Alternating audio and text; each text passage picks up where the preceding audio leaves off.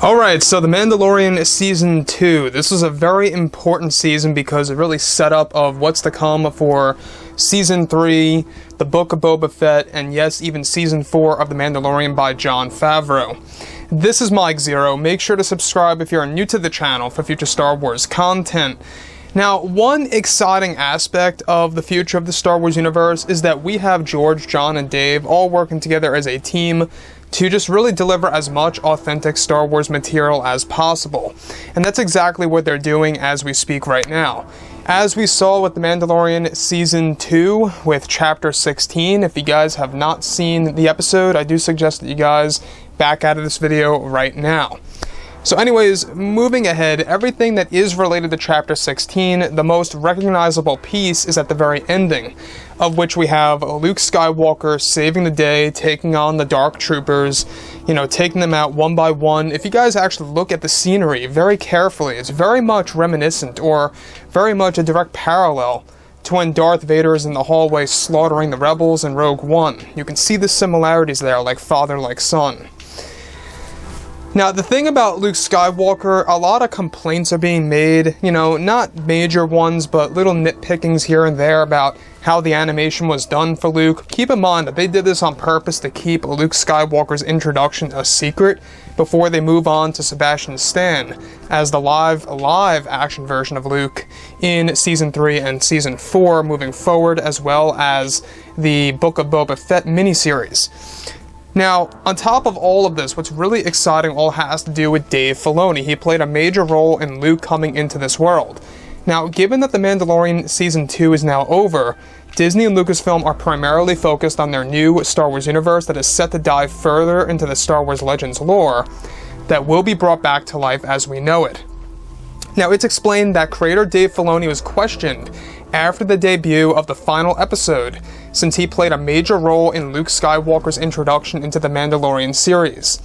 It's explained that Filoni at one point in time revealed that Luke Skywalker's Endgame will be explored in future Star Wars projects that will have to do with the defeat of the remnants of the Empire and the transition to the First Order, the protection of Jedi lore, and the training of the child known as Grogu. Filoni also unveiled that they are far from over with using Luke Skywalker in the form of television, and that they have big plans for the character to have him play a key role in evolving Grogu throughout the series, and that Grogu will serve as a key character to the entire franchise that will have major implications on the franchise. Filoni reveals further that what they are doing with Luke is heavily inspired from Star Wars Legends material as well. Now, let's stop right here for a second. Now, obviously, this is one major reason as to why a lot of fans are very much attracted to how The Mandalorian is being treated. They're taking a lot of concepts from Star Wars Legends, and you can already see that Favreau and Filoni are listening to the fans. We have seen a lot of similarities to what was done in Legends in a twisted way.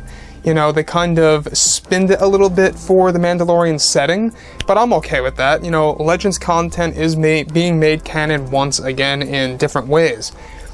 Now, the character of Luke, alright, we got a really good action scene. I mean, it was a perfect action scene. I would even go as far to say that it was more enjoyable than Darth Vader slaughtering the rebels in Rogue One: A Star Wars Story. That's how much I enjoyed this actual scene. It wasn't just the cinematography, it wasn't just the choreography.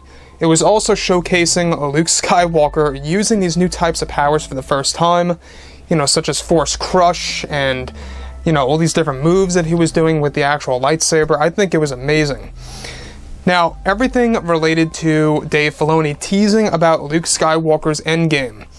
This obviously taps into the lore that is yet to be explored before the events of The Force Awakens. Now, before the events of The Force Awakens, we know this by fact, this is all in the lore, and canon, mind you, is that Luke actually went on many different adventures with R2-D2, hence why you got R2-D2 with him, at the very end of this episode.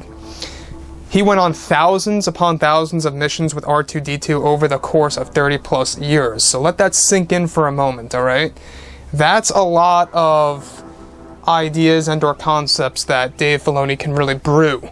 Now, Dave Filoni, alright, he is the man who brought us Star Wars Rebels and the Clone Wars. He is the man who really brought us the first CG animated Star Wars TV series. He is very much similar like Jon Favreau, because Jon Favreau is also a person who introduced something for the first time in Star Wars, a live-action TV show. Now, this to me obviously sounds like that Dave Filoni is very much invested with Luke. He knows what he's doing, and he really wants to do big things for the Star Wars fans moving forward. Now, it is surreal, isn't it, thinking that Luke is now a part of the Mandalorian setting? You know, some people would say that they're not so surprised. I would say that some fans, a lot of fans out there, are very surprised. Very surprised in the sense that it was very unexpected for some fans out there. We do know that Luke really got treated horribly in the sequel trilogy, and now Jon Favreau is making it his mission to treat him like gold. So anyways, guys, drop a comment below. Let me know about all of this in the comments, and if you guys did enjoy the content for today, do make sure to drop a thumbs up on this video to support the channel. I thank you all so very much for the kind support, and I'll catch you guys next time.